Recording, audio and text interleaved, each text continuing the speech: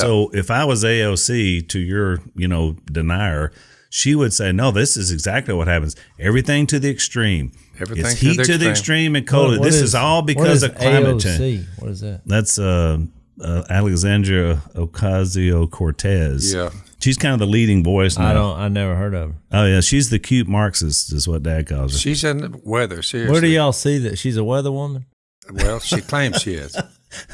But they think cows passing gas is going to alter the 23.5-degree tilt of planet Earth. Where do y'all see this stuff at? Huh? Oh, it's out there, Josh. You just got to look for it. Yeah. Cows passing gas? Do what? I have no idea. JC, you need to get off the stock market and start paying attention to what's going on around here. Yeah, they think cows passing gas is what? Destroying the ozone, and that's why the Earth's going to end and the cosmos is over in 11 years. We don't have 11 years. What are they doing fooling around a cow pen, testing that kind of stuff anyway? And they're now saying, look, we've got to implement less beef.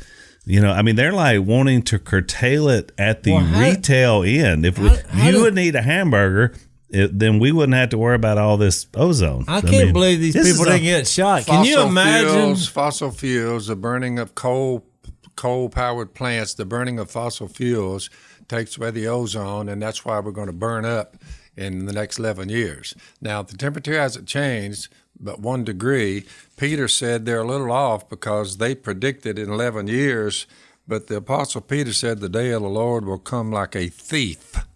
That means we don't know when the end of the cosmos is. But I know this. Here's the story, Ocasio-Cortez, for you. It's a biblical view. I don't even know who this person is. The day of the Lord will come like a thief. Here comes Jesus back. He's already came down 2018 years ago in flesh, died on a cross, been buried and raised from the dead, stayed 40 days, went back into heaven. He's coming back according to this, and when he comes, the heavens will disappear with a roar. Yeah. Now, this end of time, and it has nothing to do with the cows passing gas.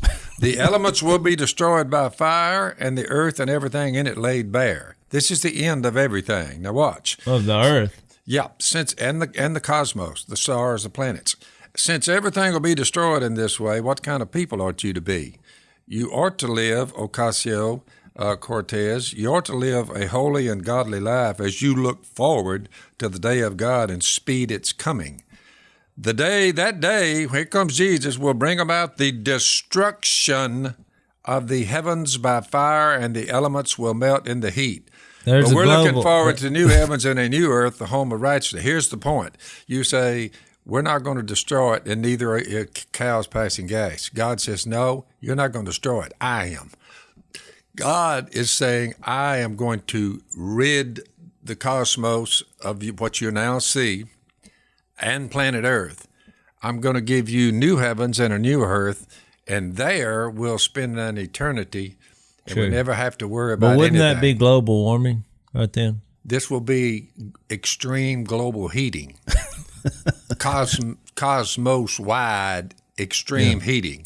Which is why, we believe in it. We just believe it's a divine origin. Therefore, here's the text. Hebrews chapter 1. In the past, God spoke to our forefathers through the prophets at many times and in various ways. It's interesting because when this was written in the first century, when all these books were written, God has not said a word to us via revelation through the prophets. That's all in the past. We're in the last days because in these last days, he's spoken to us by his Son, whom he appointed heir of all things, through whom, listen, he made the universe. He made the universe, and watch this. Where are you at? I'm in Hebrews chapter 1. Yeah. The Son is the radiance of God's glory. He's the exact representation of his being. He sustains all things by his powerful word. After, here's the gospel, he had provided purification for sins. Jesus' death, burial, and resurrection, which we're famous for, proclaiming that. After he provided purification for sins, he sat down at the right hand of the majesty in heaven. The only way he could have sat down at the majesty in heaven, he had to be resurrected. So he's talking about his death, burial, and resurrection, which we proclaim to the world. Therefore, he gets down to verse 8, your throne, talking about what he established, O God, will last forever and ever, irregardless of the weather. We're going to be ready for a new heavens and a new earth. Watch. Your throne will last forever, and righteousness will be the scepter of your kingdom, which he established. Repent, for the kingdom is near. It's near. Jesus dies, is buried, raised from the dead, goes back into heaven. We need to talk about that one day. The kingdom's here. That's right.